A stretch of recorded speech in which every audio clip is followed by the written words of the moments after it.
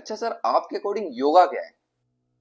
देखिए, सबसे पहले तो जो वर्ड आप यूज़ कर रहे हैं योगा, ये योगा नहीं योग है। जैसे कि रामा नहीं राम है, कृष्णा नहीं कृष्ण है। मूल शब्द समझें कि ये शब्द योग है। और अगर मैं योग को आपको थोड़ा अपने अकॉर्डिंग एक्सप्लेन करूँ, तो सबसे पहले तो हम वर्ड की एटिमोलॉजी समझते हैं। जो योग है, ये युज धातु से बना है शब्द। तो ये शब्द में जो धातु प्रयोग की गई है युज की, युज मतलब होता है जोड़। जोड़ मतलब आप समझते हैं फेविकोल का जोड़, जो आपने एडवर्टीजमेंट में देखा होगा कई बार। तो ये जोड़ है। तो जोड़ का जब हमारे माइंड में ये जोड़ शब्द हम सुनते हैं, जिसको हम इंग्लिश में यूनियन कहते हैं, यूनियन मिलन किसी चीज़ का, तो दूसरा क्वेश्चन एकदम डायरेक्ट होता है कि यहाँ पर मिलन किस चीज़ का हो रहा है। तो हमारे जितने भी एंशंट स्क्रिप्चर्स हैं या योगिक ग्रंथ हैं, उन सभी में बताया गया है यहाँ पर ना आत्मा का परमात्मा से मिलन हो रहा है। तो ना तो हमने आत्मा देखी है, और ना हमें परमात्मा के बारे में इतना गहन चर्चा ना हमने कभी की, ना हमने कभी देखा कि उनका स्वरूप कैसा होता है। सिर्फ हमने सुना है अपने वेदों के अनुसार कि ईश्वर का स्वरूप ऐसा है, या आत्मा जिसमें चेतना होती है, कॉन्शियसनेस इतनी होती है, और जब कॉन्शियसनेस हाई या सुप्रीम कॉन्शियसनेस से मिलती है, तो उसी जोड़ को ना योग बताया गया है। अच्छा, अगर मैं आपसे पूछूं कि आप योग को क्या समझते हैं? मतलब सर, मैं तो अपनी डेली लाइफ में योगा करता हूँ, जैसे सूर्य नमस्कार कर लेना, एक दो आसन और करता हूँ, जैसे पश्चिमोत्तानासन हो गया, और शीर्षासन करता हूँ ताकि मतलब बाल मेरे काले रहें इसलिए। तो ये जनरल मैं और यही सारी चीज़ें मैं सोशल मीडिया पोस्ट पे भी देखता हूँ। तो मैं तो यही समझता हूँ सर योगा से। मुझे लगता है कि आप जैसे कई लोग हैं जो योग को केवल आसन ही समझते हैं, या अगर वो योग करते भी हैं तो योग करने का तात्पर्य उनका सिर्फ फिजिकल पोस्चर यानी कि आसन से ही होता है। अब मैं आपको बताता हूँ, आसन तो सिर्फ एक छोटा सा अंग है योग का। योग में कई प्रकार के स्टेप्स बताए गए। अच्छा सर, इसमें स्टेप्स भी होते हैं? तो मतलब सर, कितने स्टेप्स होते हैं इसके अंदर? टोटल अगर मैं स्टेप्स की बात करूँ तो according to Maharshi Patanjali there are 8 stages या 8 स्टेप्स आप बोल सकते हैं, जिसमें पहला होता है यम, दूसरा नियम, फिर आसन, प्राणायाम, प्रत्याहार, धारणा, ध्यान, समाधि। तो ये 8 प्रकार के स्टेप्स बताए गए हैं महर्षि पतंजलि द्वारा।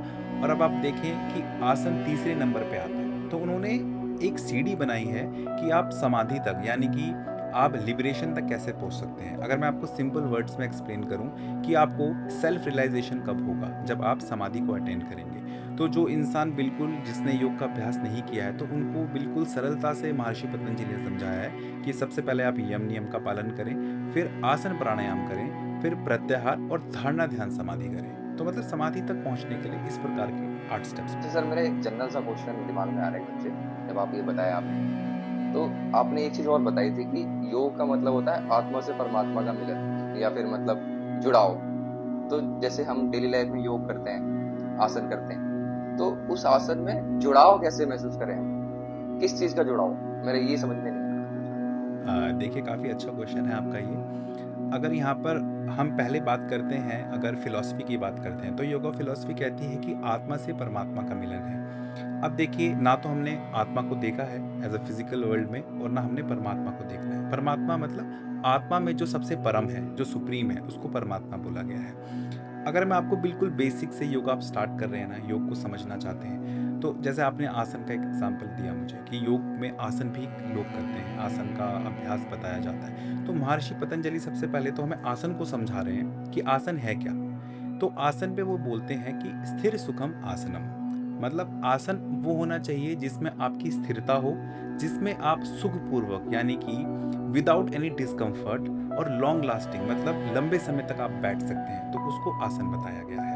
और जहाँ तक इसमें हम बात कर रहे हैं कि मिलन किन चीज़ों का हो रहा है, अगर आप आसन का अभ्यास करते हैं ना, तो सबसे पहले आप अपनी श्वास यानी कि जो आपकी ब्रेथ है, ब्रेथ जब आपकी बॉडी से यानी कि आपकी जो फिजिकल बॉडी है, फिजिकल बॉडी और ब्रेथ को अगर आप कंबाइन कर लेते हैं, तब ये आपका यूनियन हो जाता है, संयम हो जाता है। आपने देखा होगा कि कई योगी जो हिमालय में अभ्यास करते हैं योग का, तो वो एक पैर पे खड़े होकर वृक्षासन का अभ्यास करते हैं। तो उन उस समय उनके माइंड में क्या चल रहा होता है या शरीर में क्या चल रहा होता है, उसको अगर आप समझना चाहेंगे ना, तो वो यूनियन है आपकी श्वास से आपकी बॉडी का मिलन। तो यहाँ पर भी यूनियन होता है। इसी प्रकार ना, जो समाधि तक चीज़ें बताई गई हैं, उन सभी में कुछ ना कुछ यूनियन हो रहा है। Thank you so much sir.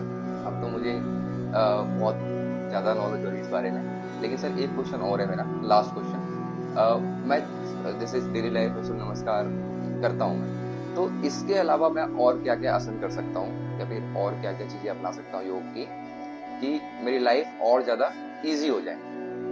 देखिए, योग में ना आसन जैसे ही कई और अभ्यास भी बताए गए। षटक्रम हो गया, 6 प्रकार की क्रियाएँ जो शुद्ध शरीर को शुद्ध करने के लिए की जाती हैं। फिर आसन हो गया जिससे हम शरीर को दृढ़ बनाते हैं, स्टेबल बनाते हैं।